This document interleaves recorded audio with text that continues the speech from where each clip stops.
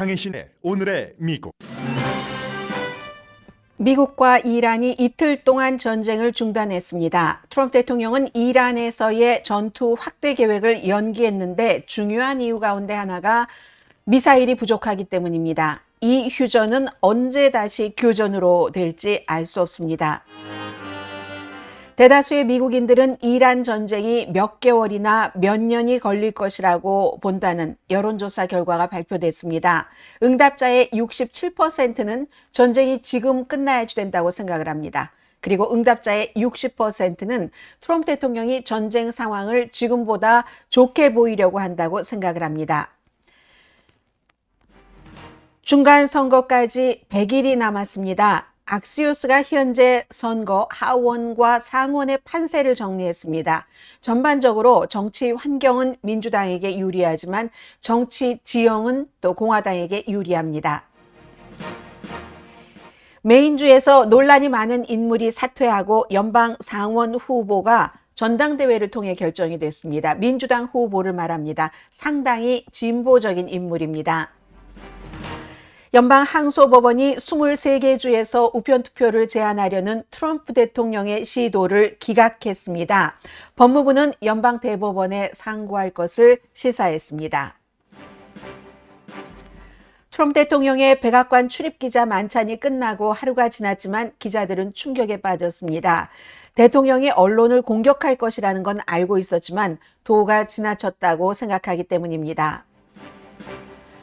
뉴저지주 YMCA 여름 캠프에서 어린이 13명이 다른 캠퍼 어린이가 나눠준 마리화나 성분이 있는 사탕과 초콜릿을 먹고 환각 상태에 빠졌습니다. 미국 중부를 위험한 열돔이 뒤덮고 있습니다. 중부뿐입니까? 서부도 무척 덥습니다. 여러분 안녕하십니까? 오늘의 미국 강혜신입니다.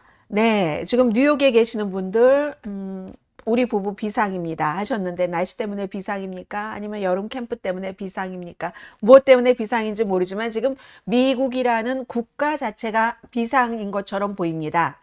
자, 금요일과 토요일, 어제와 그제 이틀 동안 미국과 이란은 서로 공습하지 않았습니다. 교전을 중단했습니다. 트럼프 대통령이 중단하라는 명령을 내렸다는 얘기거든요. 그러면 13일 동안 연속해서 서로 공습을 하다가 지금 조용한 밤을 거의 2주일 만에 맞게 된 겁니다. 그리고 이때가 어떤 시점이냐면 오만의 대표단이 테헤란에 도착을 해서 호르무즈 해협을 다시 개방하기 위한 새로운 입장을 논의하고 몇 시간 만에 이 전쟁 중단 명령을 대통령이 내린 겁니다.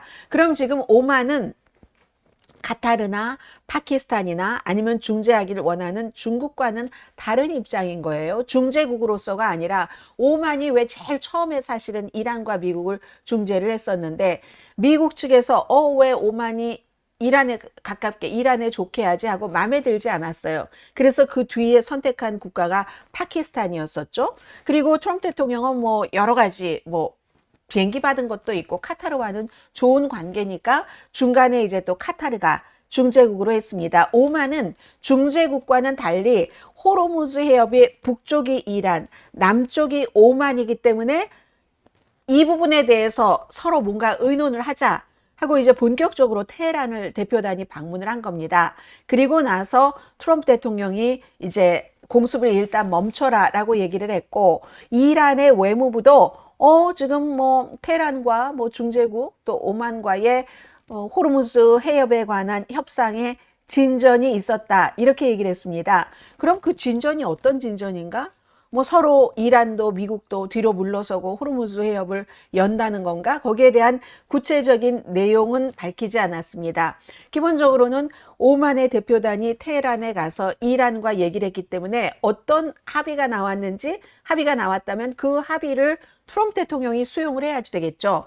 그 시점에 트럼프 대통령이 공격 중단을 명령을 했다는 얘기입니다. 당연히 이란도 걸프 지역에서 미국 그 동맹국으로 두고 있는 그 국가에 대한 기간 시설이나 또 미국이 동맹국이기 때문에 미군 기지 있죠. 그런 기지에 대한 공격을 전체적으로 지금 올 스탑했습니다. 정말 진정한 휴전이 이틀 동안 이루어졌습니다. 자, 그래서 지금 악시오스가 보도하는 것은요, 트럼프 대통령이 이 공습을 중단한 것은, 그리고 급격하게 확전을 하겠다고 얘기를 했잖아요. 이란과 여러 가지를. 아니, 거의 결정이 됐다, 이렇게 얘기를 했죠. 그런데 항상 우리가 트럼프 대통령의 얘기나 분위기는 거의 결정이 됐어도 그럴 수도 있지만 그렇지 않을 수도 있다고 봐야지 되는 겁니다. 이번에도 예상하지 못하게 공습을 멈췄잖아요. 그 가장 중요한 이유 가운데 하나가 미국이 미사일 재고가 점점 떨어지기 때문에 그렇다는 겁니다. 그러면 지금 이제 일단 미사일이 있어요. 재고가 많이 떨어졌지만 무슨 뭐 대만을 위해서 비상용으로 뒀던 무기까지 지금 꺼내다가 이란을 공격을 하고 있는데, 근데 그게 효과가 있으면 그렇게라도 무리를 계속 하겠지만 이번에 확전한다 하면 엄청나게 많은 군수 물자가 들어갈 텐데 효과가 없다는 거예요. 치만한데 다 쳤고 나머지를 여기를 치면은 이란이 어떻게 되겠지? 그게 이제 가망이 없기 때문에 트럼프 대통령이 점점 좌절을 하면서 한번 대규모로 하겠어요 하면 뭔가를 보여줘야지 되는데, 이번에도 또 무기만 소진하겠구나, 이런 결론을 내렸다는 얘기예요. 자, 그리고요, 그러니까 결국은 이번에 이제 트럼프 대통령이 스탑을 해라 한 것은 외교적으로 뭐 협상을 할 수 있다는 그 뜻도 있고, 무기 때문에 한계에 도달한 거죠. 아주 미국이 이 정도 하는 건, 지상군을 투입하지 않고는 한계에 도달했다 하는 것을 그대로 보여주는 결정이라고도 볼 수 있겠습니다. 뭐 대통령이 주말에 백악관 그 출입기자 만찬회에서도 우리는 언제든지 뭐 협상을 할 준비가 또 돼 있다고 얘기를 했어요. 이란과 협상은 끝났어? 휴전은 끝났어? 라고 얘기한 지가 며칠 지나지 않는데 또 이란이 이상하긴 하지만 나는 언제든지 대화할 준비가 있다. 그리고 이란 말을 들을 뜻도 있다. 말하자면 영어 표현을 그대로 한국말로 옮기자면 그들의 의사를 경청할 의향이 내게 있다, 이렇게 표현을 했습니다. 아무튼 지금 이틀 동안의 조용한 이 상태가 언제까지 유지될지 알 수 없습니다. 그런데 걸프 지역 이쪽에서는 조용했지만 이란도 마찬가지고 예멘 쪽, 예멘의 후티 반군 쪽, 이란이 지지를 하는 그쪽은 지금 계속 뭐 뭔가가 이글이글 타오르고 있는 것 같은 그런 분위기. 그쪽은 조금 위험하지만 후티 반군은 2022년 이후에 가장 큰 규모의 지금 긴장입니다. 미국과 사우디아라비아를 공격을 하고 이미 오일 탱커를 공격을 했고, 지금 그쪽은 조금 지금 뜨거운데 나머지는 두고 보자. 그러니까 오만과 이란이 지금 어떤 호르무즈 해협에 대해서 딜을 이뤘는지 그걸 알 수가 없어요. 이제 만약에 이게 된다면 다행이지만 안 된다면은 또 후티 반군이 계속 그쪽 홍해 지역을 위협을 하고 있기 때문에 홍해하고 아덴만을 연결을 하는 또 다른 이제 해상 병목 지점이요, 호르무즈와 같은 그런 이제 뭐 지점을 또 해협을 막을 수도 있고 하니까 중요하긴 합니다. 자, 이 상태에서 이제 미국인들도 대통령의 마음, 또 대통령이 저기를 가리키면서 저게 저거야 라고 얘기할 때 딱 그 시점이나 그 주체나 무엇이나 대통령이 가리키는 것이 무엇인가, 정말로 가리키고 싶지 않아 하는 것이 무엇인가를 알 수 있을 정도로 학습이 됐습니다. 2월 28일에 이란 전쟁이 시작된 이후에 미국 사람들이 과반수가 트럼프 대통령의 이 이란 전쟁이 몇 개월 또는 몇 개월 또는 몇 년 갈 것으로 본답니다. CBS의 여론조사 결과거든요. 어떤 사람은 데이빗 브룩스 씨 같은 사람은 보수적인 그 커멘테이터죠. 어피니언 리더. 이분은 트럼프 대통령 임기 내내 이란 전쟁이 계속된다고 할지라도 나는 놀라지 않을 것이다, 주말에 그렇게 얘기를 하던데요. 그럴 조짐들을 이제 일반 국민들까지 느끼고 있다는 겁니다. 처음에는 언론이 이거 포레버 워로 가는 것 같아, 트럼프 대통령이 늪에 빠진 것 같아 라는 보도를 할 때마다 가짜 뉴스라고 엄청나게 그랬었는데 그게 이제 지금 사실로 일반 국민들은 믿고 있는 거예요. 그리고 이렇게 말씀드리는 그 어느 순간에도 또 이란과 협상이 가능할 수도 있습니다.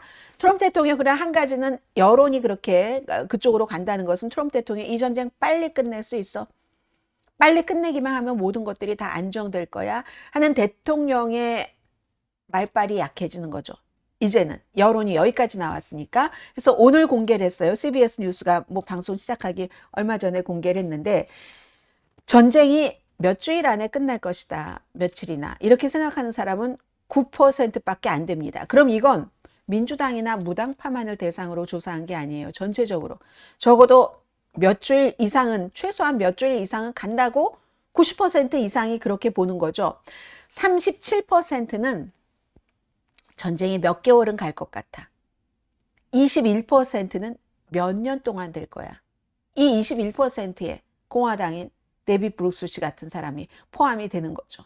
33%는 잘 모르겠다. 여러분은 어떤 부류세요? 저요? 저는 답변 드리고 싶지 않지만 아니요, 솔직하게 했습니다. 저는 잘 모르겠다. 인데 잘 모르겠다지만 전쟁이 오래 갈 것이다. 오래 간다는 것을 전제로 해서 몇 년까지 이어질지는 잘 모르겠다. 그러나 적어도 몇 개월 이상 간다는 것은 확실해 보인다. 저는 생각이 그렇습니다. 그래서 장기전을 국민들이 원할까요? 마가가 37%가 가솔린 값이 올라가도 이란과 전쟁 계속해야지 된다. 지금 그게 마가의 입장이에요. 그런데 그 마가의 입장은 또 5월 달에 50%보다는 줄어든 거잖아요. 응답자의 67%가 전쟁 지금 끝내야지 된다. 그리고 33%만이 이게 이제 거의 마가인 거죠. 이란이 추가로 미국에 양보할 때까지 전쟁이 계속돼야지 된다. 이렇게 답변을 했습니다. 그러면 이런 내용들은 트럼프 대통령에게 좋지 않죠. 미국 사람들이 트럼프 대통령 이란 대응에 대해서 지지하는 사람 35%거든요. 어떤 분들은 35%나 돼 이란 전쟁에 대해서 이렇게 얘기를 하시지만 말씀드렸죠.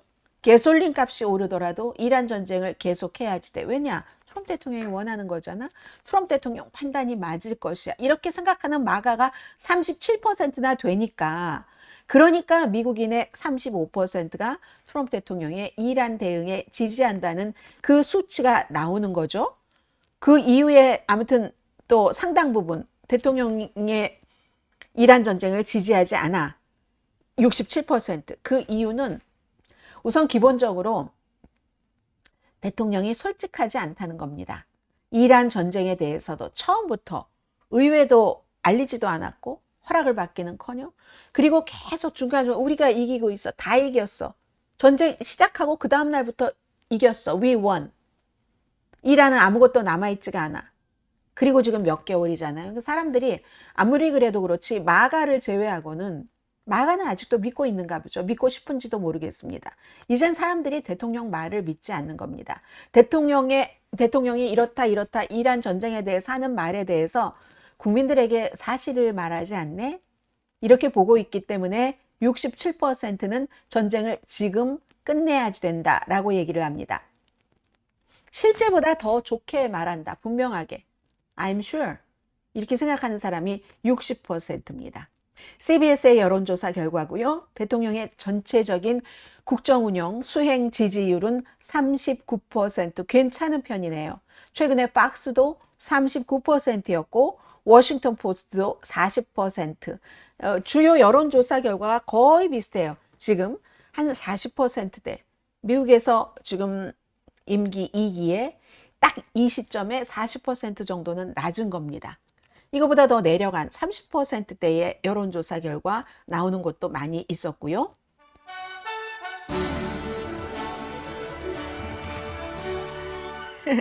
(10년) 이상 간다고 생각하시는 분들도 계시고 몇 개월, 몇 년까지 갈까요? 저는 몇 개월 이렇게 하시는 분들 장기전이 되리라고 봅니다. 길면 30년? 네? 중간선거 전까지 끝내야 하지 않을까요? 이 머니마인드라는 분께서 그렇게 얘기하셨고 그 뒤에 KK 선생님이 트럼프는 중간선거 전에 끝내고 싶겠죠. 그런데 안 될걸요? 이렇게 얘기하는데 어떻게 보면 트럼프 대통령이 이미 중간선거를 신경을 안 쓰는지도 모르고 그냥 제가 여러 가지를 파악하기는 안 쓴다는 게 너무너무 확정적이지 않을 때 공화당이 이거 이길 것 같아. 이기면 내가 앞으로 몇 년 동안 국정 운행, 수행을 하는데 도움이 될 것 같아. 하면은 대통령도 열심히 신경을 쓸 텐데, 아, 이미 하원은 질 거야.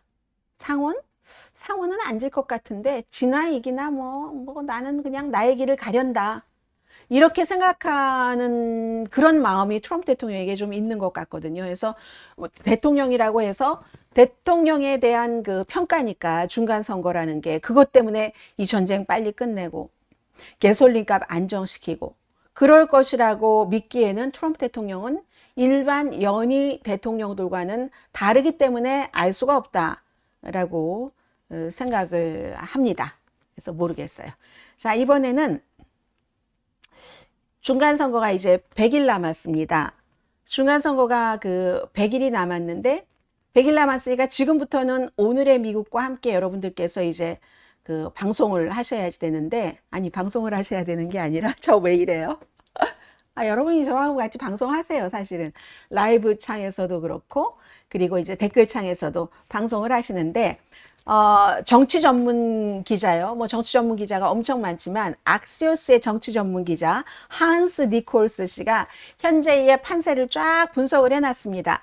지금까지 간헐적으로 오늘의 미국에서 여러분들께 많이 말씀을 드렸던 그런 판세이기도 하고 오늘 방송을 들어도 또 잊어버릴 수 있는 판세이기도 합니다. 저도 그래요.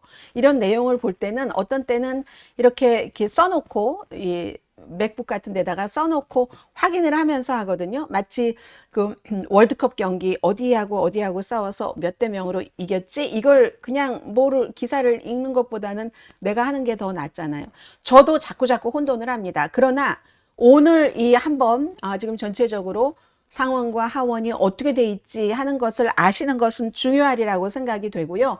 그리고 앞으로 이제 계속 반복해서 들으면서 여러분 스스로 이제 선거날 100일 그 다가가는 동안에 그림이 이렇게 잡히셨겠죠. 그럼 뉴스를 듣고 보는 사람으로서 뭐 불안감이 하나가 해소가 되는 거잖아요. 이건 뭐야? 잘 모르겠어 하는 게 나름대로의 생각을 정립을 하실 수 있으리라고 생각이 됩니다. 자, 전체적인 판세입니다. 선거 환경은 하원에게 좋고 선거 지형은 공화당에 유리하다. 딱 이렇게만 설명을 해놨어요. 악시오스가. 그럼 선거 환경은 민주당에 좋고 지형은 공화당에 좋다. 이걸 저는 거기에 이렇게 붙이겠습니다. 우선 간단한 선거 지형부터 말씀드리죠. 공화당에 유리하다는 선거구 재조정. 이게 결국은 왔다 갔다 하다가 지금 이대로 간다면 공화당에게 유리하다는 겁니다. 선거구를 재조정해서 민주당도 맞받아 쳤지만 공화당에게 더 유리하다. 의석을 가져가는데. 그에 비해서 선거 환경은 민주당에게 좋다는 것은 보세요. 생활비, 어포러빌리티가 있죠. 지금 보궐선거에서 많이 나온 트럼프 대통령의 이란 전쟁 때문에 대통령에 대한 지지율도 있죠. 전반적인 민심은 민주당이 뭐 잘하는지 못하는지 아무것도 안 하는 것 같고 무능해 보이지만 공화당에 대한 반감 때문에 그 유권자의 느낌이 있죠. 정권 심판 분위기도 있고 CBS의 여론조사도 좀 전에 바로 말씀드렸잖아요. 그 많은 것들은 민주당에게 유리한데 그런데 딱 보면 이게 딱 선거구 재조정은 공화당에게 유리하다 하는 겁니다. 이 같은 흐름이 상원과 하원에서 똑같이 적용이 되는 거예요. 그래서 먼저 하원부터 보겠습니다. 하원이 미국에서 연방하원이요. 각 주에도 다 하원이 있고 상원이 있지만 연방하원 의원은 전체적으로 435명이고 현재 공화당이 218석, 민주당이 212석, 무소속이 1석, 그리고 지금 공석이 4석이 있어요. 민주당이 우리가 이길 거야. 낙관하는 이유 넘버 1 여론조사 민주당에게 좋죠. 심지어 박스의 여론조사에서도 민주당에게 투표를 하겠어. 당으로 보자면 물론 후보에 따라서도 차이가 있을 수 있지만 7%포인트 공화당보다 앞섭니다. 게다 대고 또 중요한 게 민주당이 나 투표할 거야 하는 투표율에 대해서 열기가 공화당보다 높습니다. 그게 지금 보궐선거에서 쭉 나왔었잖아요. 예를 들어서 민주당 후보들이 이겼는데 이긴 것도 카멜라 해리스 전 바로 직전에 그 대통령 선거에서 카멜라 해리스가 트럼프 대통령에게 이긴 그 비율 있죠? 그것보다 더 높게 민주당 후보들이 지금 이겼거든요. 그러니까 공화당이 긴장을 하는 겁니다. 자, 이 여론조사나 선거 결과가 그렇고 두 번째는 생활비 문제입니다. 어포러빌리티. 트럼프 대통령이 며칠 전에도 저거 여론에서 만들어낸, 언론에서 만들어내는 가짜야. 어포러빌리티. 감당할 만한 생활비. 이런 거. 그렇지만 선거에서 보여줬어요. 이미. 인플레이션은 약간 둔화됐다고 볼 수 있습니다. 그런데 간단히 대통령의 임기 딱 2년 반 됐을 때 치러지는 선거가 중간 선거잖아요. 트럼프 대통령 처음 들어왔을 때와 지금 물가는 올랐습니다. 제일 중요한 것이 가솔린 가격이죠. 지금 4달러 넘어요. 4달러 넘는데 이게 또 이란 전쟁 때문이에요. 전쟁에 대해서 대통령이 솔직하지 않다고 대부분의 사람들이 생각을 하고 있고 몇 년 갈 수도 있다고 하고 그러니까 이게 그렇게 연결이 되는 거죠. 자, 그럼 공화당이 신중하게 하원에서 낙관하는 이유 딱 그거예요. 선거구 재조정으로 인해서 그래서 지금까지 법원 결과 이런 거 다 합쳐서 이대로 간다면 공화당이 선거구 재조정에 의해서 9석을 늘릴 수 있습니다. 후보가 어떻든 상관이 없어요. 아무리 그래도 뭐 민주당 성향의 사람, 공화당 성향의 사람 살고 있는 이 지역을 이렇게 지도를 맘대로 그려놔서 성공을 했기 때문에 9석을 더 가져갈 수 있는 구조. 민주당은요 6석입니다. 그럼 공화당이 3석 유리하다는 얘기잖아요. 자, 이런 것들 때문에 선거구 재조정 때문에 그렇다. 그리고 주요 격전지에서요. 지금 이제 아주 중요한 주요 격전지가 있는데 하킴 제프리스, 민주당의 하원의 대표죠. 아이오와 이걸 어떻게 하냐. 이게 너무 중요한 거예요. 아이오와주는 인플레이션이 너무 심해요. 왜냐하면 아이오와가 농업하는 주잖아요. 뭐 여러 가지 연료값 비싸진 거, 이란 이런 것들 때문에. 그리고 또 아이오와가 농업주인데 트럼프 대통령의 관세 때문에 다른 나라에서 보복하는 거 있잖아요. 아이오와주 거 잘 안 사가고 하는. 그런 것들 때문에 큰 타격을 받았죠. 그래서 아이오와주의 연방 하원 의원이 4명이에요. 인구 비로 하니까, 인구가 작으니까. 4명인데 공화당이 다 가지고 있거든요. 이걸 공화당이 지키면 민주당이 조금 더 가져오기가 힘든 거죠. 지금 공화당이 218석이고 민주당이 212석이잖아요. 몇 석을 더 가지고 와야지 되는데. 그래서 아이오와에서 한 2석 정도는 적어도 가지고 와야 되는데 하나도 못 가지고 올 수도 있죠. 대통령이 계속 농업에 대한 지원안 이런 것을 얘기를 하고 있잖아요. 여기서 의석을 적어도 2석이라도 못 가지고 오면은 다른 데서 가져와도 이기기가 조금 힘든 지금 그 형편이고요. 연방 상원을 보겠습니다. 상원은 지금 의원 100명 가운데 공화당이 53석, 민주당이 45석, 그리고 무소속이 2석인데 이 무소속 연방 상원 의원은 전부 민주당과 같이 투표를 합니다. 그러니까 53대 47이 되는 거죠. 공화당이 하원 우리가 다수당 지킬 수 있어 하고 낙관하는 이유는 전국적인 환경, 여론이라든가 대통령에 대한 심판이라든가 어포러빌리티, 생활비라든가 이런 것은 공화당에 불리하지만 각 주의 개별적인 정치 생태계 있죠. 거기에 이제 걸고 있는 거예요. 이것도 역시 선거 지도. 상원도 공화당에 유리하죠. 민주당이 상원에서도 최소한 4석을 탈환을 해야지 다수당이 될 수 있는데 이 4석을 탈환해야지 되는데 2석은 공화당이 강한 공화당주를 지금 탈환을 해야지 되거든요. 그러니까 이게 쉽지가 않을 거야. 수십 년 동안 이루어왔었던 생태계인데 이렇게 하는 거고 그 가운데서 이제 하나가 메인주잖아요. 메인주는 이제 조금 있다가 또 말씀을 드리겠고요. 메인주에서 민주당이 패배를 하면은 나머지 트럼프 대통령이 세 자릿수는 없죠. 100%니까 2자릿수 이상으로 이겼던 3곳에서 승리를 해야지 됩니다. 그러니까 메인주 수잔 콜린스를 이겨야지 된다. 공화당 의석을 가져와야지 된다. 이렇게 되는 거거든요. 그리고 이제 나머지 오하이오주라든가 엘라스카라든가 이런 데서 민주당이 이길 가능성을 보고 있는 거죠. 아니면 무슨 뭐 텍사스나 뭐 아이오와나 이런 데서 막 이변을 내야지 되는 그런 것이거든요. 그리고 무슨 뭐 미시건의 변수도 있고 아무튼 지금 메인주에서 패배하면 힘들어진다. 공화당은 선거구 재조정에 큰 기대를 걸고 있다. 이렇게 되는 거고 그럼 메인주에서 주말에 후보를 선택을 했어요. 원래 후보가 있었었죠. 아주 논란이 많았었던 그런 그 플래트너라는 사람이 있었잖아요.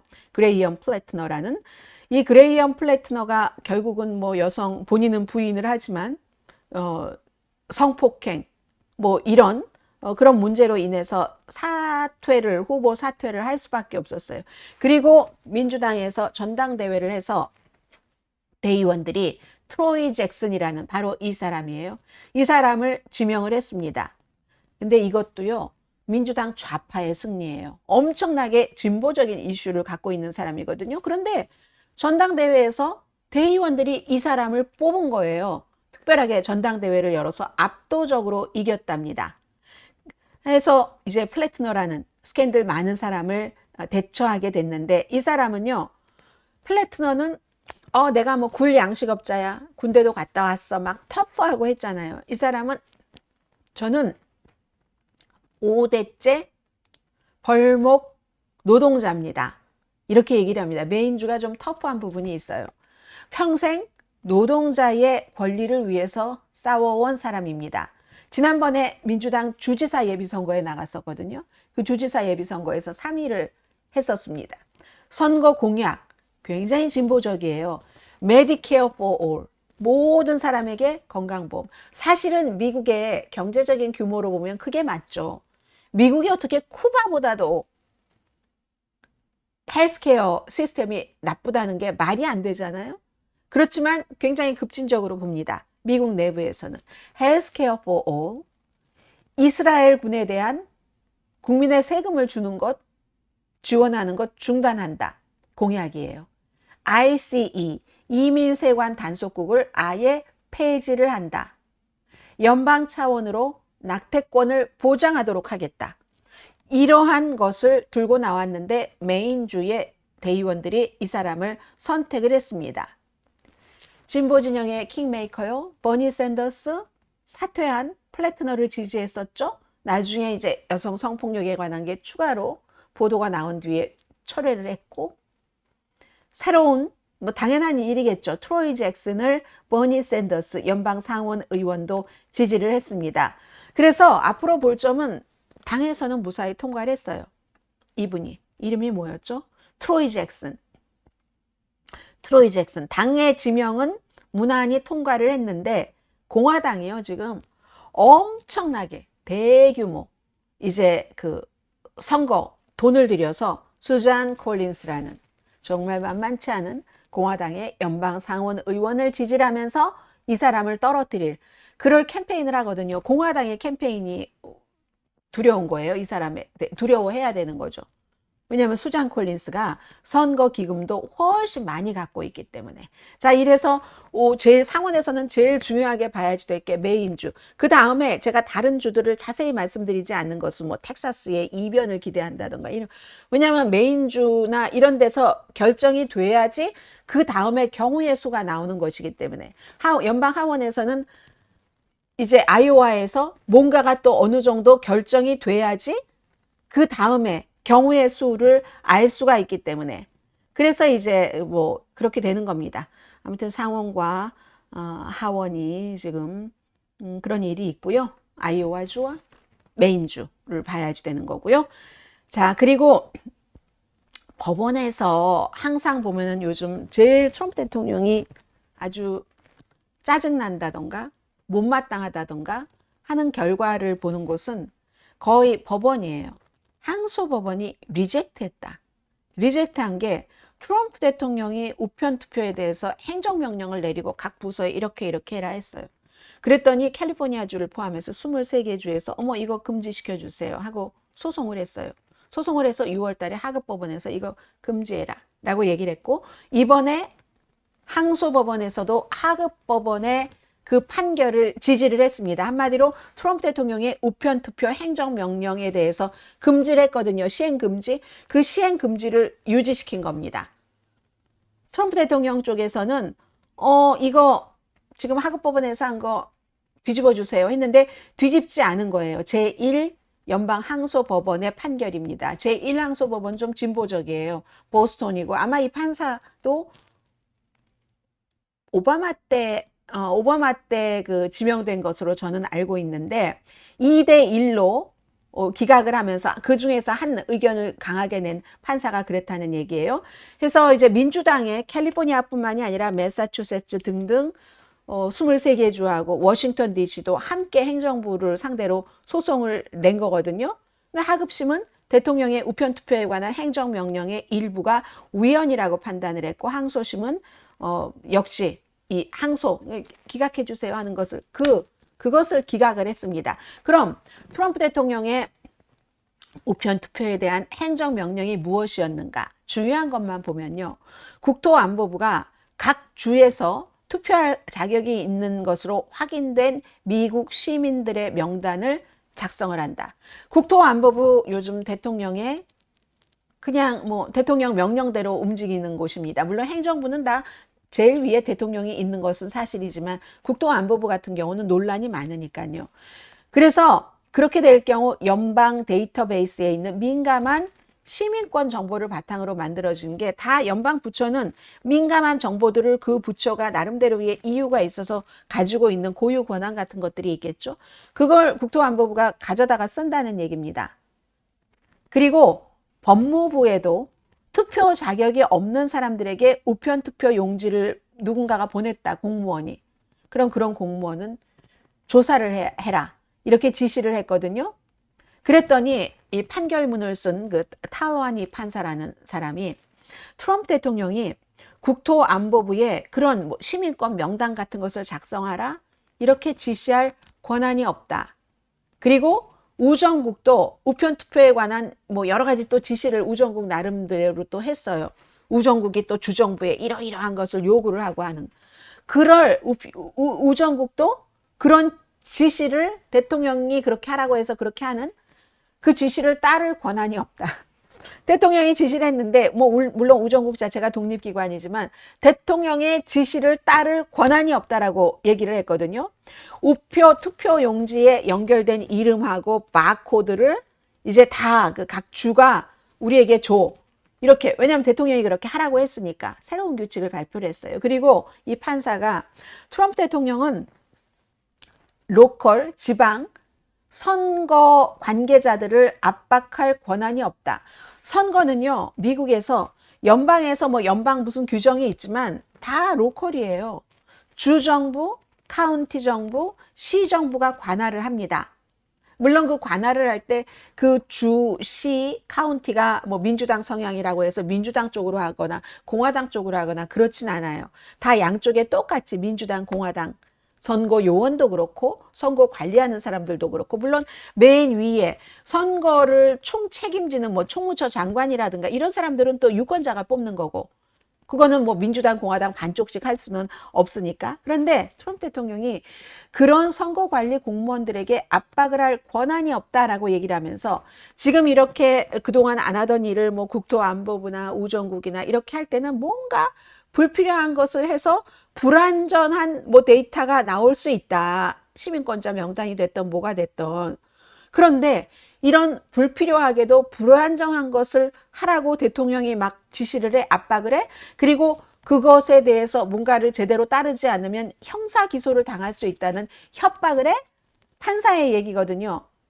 대통령은 협박을 할 권한도 없고 압박을 할 권한도 없다. 한마디로 우편 투표에 관한 대통령의 행정명령이 지금으로서는 시행되기 어렵다는 겁니다. 그러면 여기서 끝이 아니에요. 또 연방법무부가 네 그래요.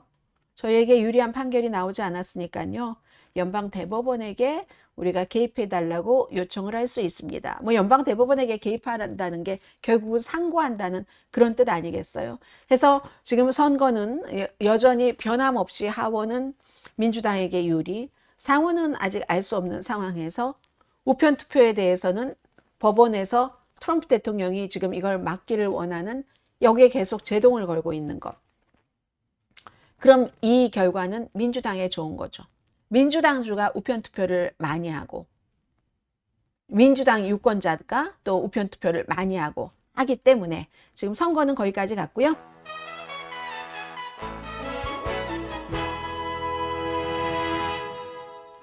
이건 또 무슨 얘기예요? 아직까지 우편 투표? 후진국? 그럼 뭐로 해야지 된다는 거예요? 직접 가서 해야 된다는 말씀이세요? 아니면 전자투표를 해야지 된다는 말씀이세요? 우체통이라는 분께서 그렇게 써주셨는데 잘 이해는 안 가는데요.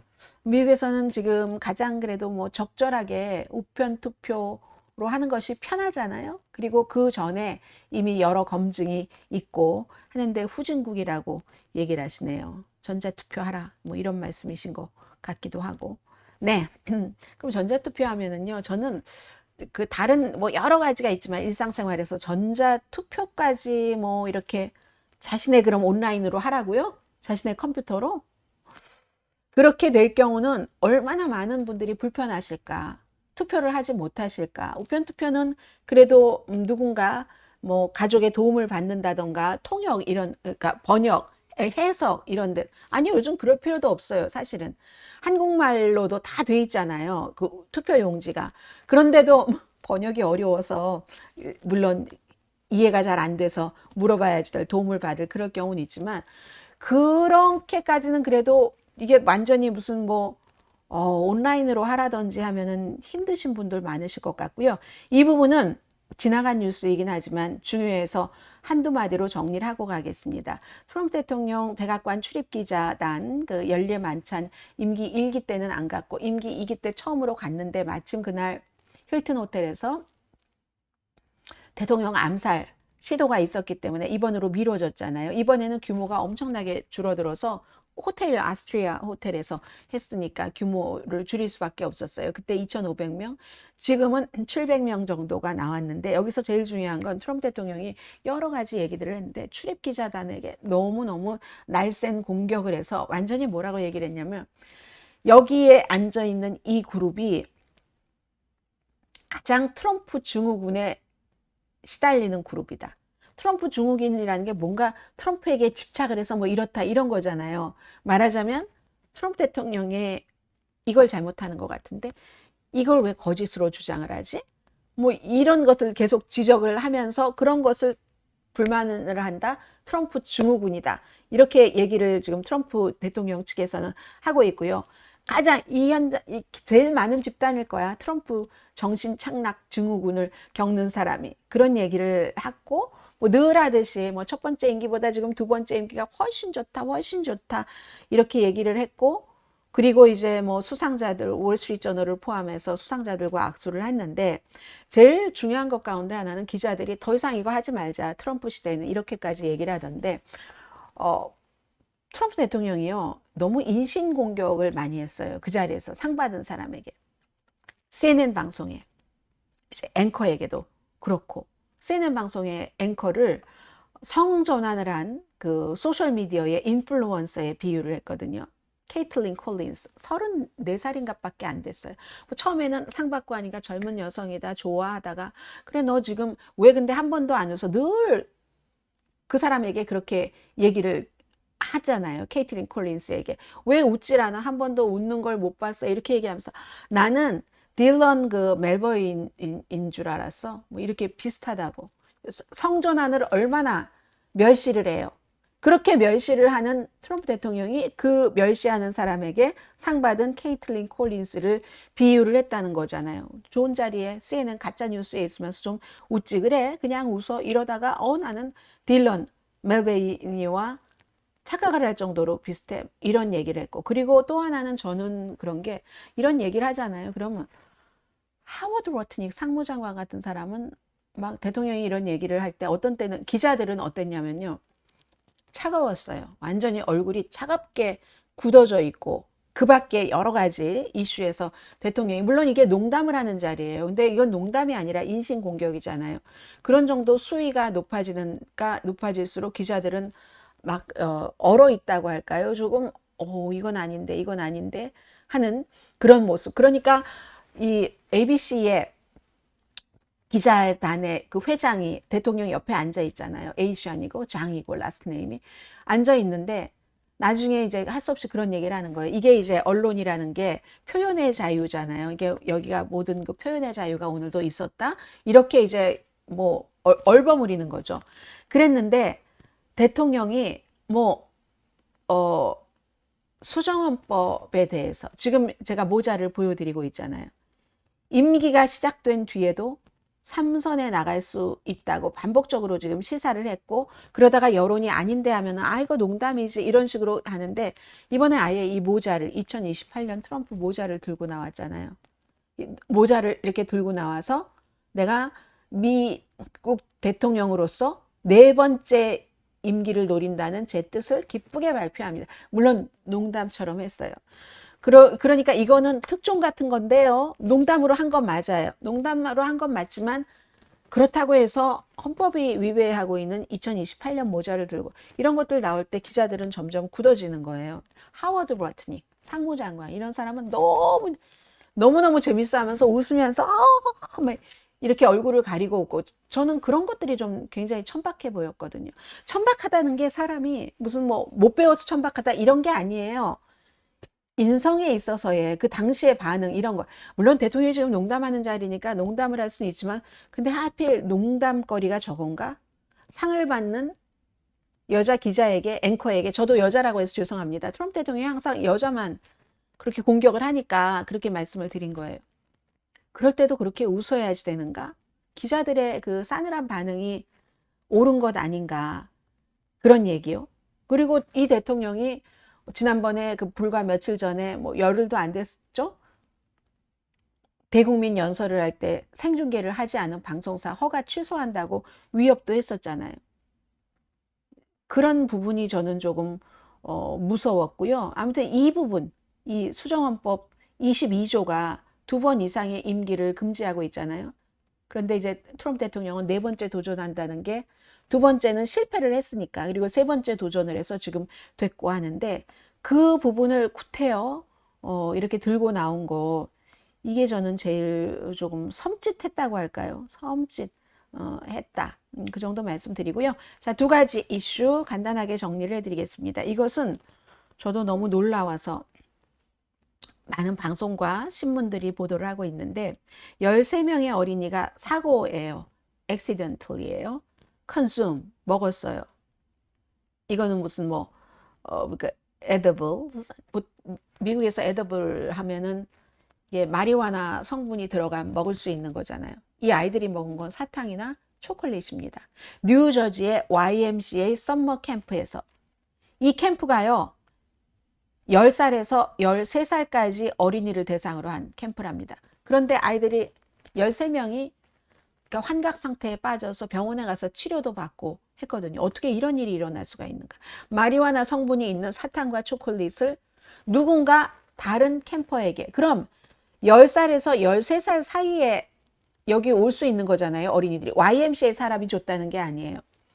그럼 10살이나 13살 사이 누구와 아이들에게 이걸 나눠줘서 아이들이 그걸 먹어서 환각 상태에 빠졌는가? YMCA는 그 사실을 알고 즉시 병원, 경찰, 부모들에게 연락을 전부 했습니다. 그런데 뭐 ABC 방송이 보도하기는 어떤 아이가 생일 선물로 받은 것이라고 하면서, 아니 어떤 성인이 생일 선물로 그렇게 부주의한 것을 줘서 YMCA 캠프까지 와서 이렇게 합니까? 그리고 YMCA는 그 룰 자체가 다른 캠퍼들이 주는 거 먹지 말도록 한다. 분명히 이제 YMCA는 그렇게 밝혔는데, 어떤 아이는 사탕을 먹었다고 하고 어떤 아이는 초콜릿을 먹었다고 하고 어떤 아이는 초콜릿을 한 입 먹었는데 맛이 이상해서 버렸다고 해요. 그런데도 너무너무 이상하고 아이가 그래서 병원에 데리고 갔고, 병원에 가서 의사 선생님이 진찰하더니 아이가 환각에 빠졌다 이렇게 얘기를 한 거거든요. 뉴저지의 이스트 오렌지에 있는 노스 알링턴 애비뉴와 윌리엄 스트릿이 만나는 곳에 있는 이 YMCA랍니다. 직원들은 아무튼 응급 조치를 다 취했어요. 자, 그래서 이 초콜릿 그 에디블에는 환각버섯, 그 마리화나 성분이 들어있었던 것으로 보인다. 지금까지의 경찰의 발표는 그렇습니다. 근데 어떻게 미성년자의 손에 이런 게 들어가서 친구들에게 나눠주고 그랬는가? 11살짜리 이걸 먹었다는 소식을 들은 어떤 엄마는요, 이 아이가 또 무슨 불안 증세, 간질, 뭐 뇌성마비 이런 질환이 있대요. 해서 완전히 가보니까 정신이 나갔대요. 부모들이 얘기를 하는데 아이들이 리틀 좀비와 같았다. 리틀 좀비와 같았다. 아기 좀비와 같았다. 이렇게들 얘기를 하고 있거든요. 그래서 아들이 엄마가 같대요. 이 뇌성마비 등 질환을 앓고 있는 아이. 거의 정신이 나가 있는데 아들이 엄마한테 나 죽고 싶지 않다고. 그러니까 죽을 수 있다는 두려움을 느낀 거죠. 엄마도 31살밖에 안 됐는데 얼마나 놀랬겠어요. 굉장히 다른 아이들은 대체적으로 이제 탈수 상태였고 아주 하얗게 질려 있었고 그 부모가 얘기를 하는데 내가 지금까지 봐야지 됐던 그 상황에서 최악의 상황이다. 이렇게 얘기하는데 막 혈압이 애들이 쫙 올라가고요. 그게 그 마리화나 버섯 성분이 포함된 그런 것들이 그 에더블이 아이들에게 적절한 게 아니잖아요. 그러니까 아이들이 완전히 그냥 정신이 나가고 입술이 하얗고 막 혈압이 너무 올라가서 병원으로 갔는데 그 아이가 병원에 가서 막 천장을 쳐다보고 헛소리를 하더래요. 그러니 그리고 나서 이제 막 불안 증세가 지금도 심하다. 12살짜리 딸이 이걸 먹었는데 허쉬 초콜릿 맛처럼 보이는 거 한 입 깨물었는데 이상한 맛이 나서 내뱉었는데도 딸이 막 취해 있는 것 같다라는 거예요. 환각 상태에 있던 거. 그리고 나서 그 이후에는 무기력하고 그리고 모든 동작이 다 슬로우 모션이었대요. 아이가. 모든 동작이. 병원에서 퇴원을 했어도 다시는 내 YMCA 여기에 그 썸머 캠프에 보내나 봐라. 몇 년 동안 정기적으로 꼭 보낸대. 이렇게 되는 경우는 부모님들이 걱정해야 될 게 하나가 더 생긴 거예요. 기호용 마리화나 이게 나온 이후에 그리고 부모님들도 다 일을 하셔야지 되고 또 어린아이들 썸머 캠프에 가서 배우는 것도 있고 하는데 이게 이제 굉장히 문제인데 그래도 너무 놀라웠어요. 저는 이 내용. 지금 이런 내용이 있었고요. 그 내용을 말씀드리는 동안에 샤인 강 선생님께서 오늘도 남편과 열심히 듣고 있어요. 감사합니다 하면서 후원을 해주셨습니다. 아, 남편분과 같이 듣고 계세요. 저는 왜 그동안 샤인강 선생님이 이렇게 후원을 해주실 때마다 그리고 댓글 써주실 때마다 남편분과 함께 듣고 계시다는 것을 인식을 못했죠? 제가 모든 것을 다 꼼꼼하게 읽지 못하는가 보네요. 오늘도 남편과 열심히 듣고 있어요. 저도 감사합니다. 제 샤인강 선생님 남편분께도 감사드립니다. 샤인강 선생님이 결혼하시기 전에 이름이 라스트 네임이 강이었는지 남편분의 라스트 네임이 강인지는 모르지만 아무튼 강이라서 혈연, 지연, 학연 이런 거 배제해야지 된다고 이 연사 늘 강력히 주장을 하면서도 반갑습니다. 제가 뭐 같은 강씨라고 해서 강 선생님께 뭔가를 페이버를 줄 수 있는 입장에서 페이버를 준다는 건 아니잖아요. 그냥 느낌이 좋다 이거잖아요. 거기까지는 이해해 주시겠죠? 자, 감사합니다. 아이도 부모도 얼마나 무서웠을까? 아동학대네. 네. 아동학대인데 YMCA도 미처 그걸 다 하지 못한 거예요. 아이들끼리 나눠주는, 그래서는 원래 안 되는 건데, 그걸 캐치를 못한 거죠. 이렇게 히돔 지역에 지금 살고 계시는 분들이 계실 거예요. 뭐 미국 사람들 엄청나게 거의 1억 명 정도가 지금 완전히 열이 꽉 갇혀서 움직이지도 않으니까 더운 그게 이제 히돔 그러니까 현상이잖아요. 중부 덮친 아주 고기압이 너무 넓은 지역에 이렇게 퍼져 있으면서 움직이지 않고 가만히 있으니까 빠져나가지 못하니까 열이 빠져나가지 못하니까 얼마나 더우시겠어요. 밤에도 전혀 시원해지지 않는다면서요. 해서 오늘까지도 그런 지역이 굉장히 많다고 얘기를 하고 있거든요. 텍사스에서 노스다코타에 이르는 지역까지 너무 더워서 8천만 명에게 폭염주의보가 내려졌고요. 네브라스카도 폭염 경보네요. 내려졌고, 야, 108도. 뭐 라스베가스보단 덜하네요. 라스베가스는 114도. 어제는 어땠어요? 114도가 최고로 올라갈 것이다 했었는데 몬타나와 와이오밍도 지금 세 자리 숫자입니다. 그래서 낮 최고 기온이 평년보다 10도에서 15도 정도 높을 것이라고 하니까 더군다나 이제 습기가 있으니까 체감 기온은 더 올라갈 것이고 높은 밤 기온도 식힐 기회가 없으니까 그냥 계속 덮는 거죠. 그러니까 여러분들 이런 때는 충분히 다 알고 계시지만 수분 섭취 많이 하시고요. 야외 활동 나는 건강해서 괜찮아. 오늘 화초 물 줘야지. 이런 거 하지 마시고요.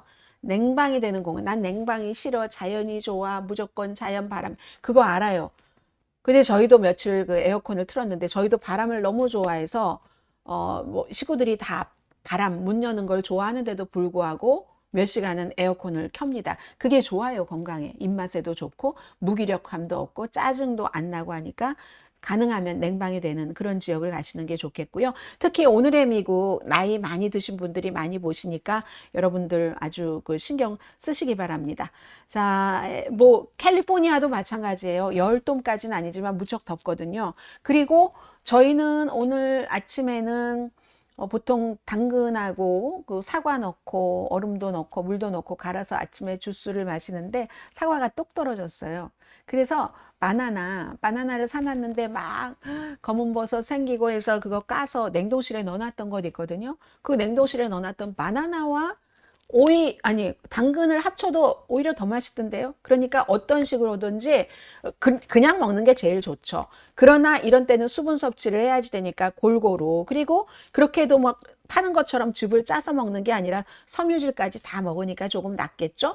대신에 거기 레몬을 꼭 넣으셔야 되고 당근 주스 만드실 때 올리브 오일도 꼭 넣으시고 해서 수분 섭취 많이 하시고요. 오늘 일요일인데 월요일인 내일 아침에 다시 뵙겠습니다. 여러분 이 더운 아침에 방송 듣고 봐주셔서 너무 감사하고 한국에서 새벽에 이 방송을 봐주신 분들께 2배 감사하다고 말씀드리고요.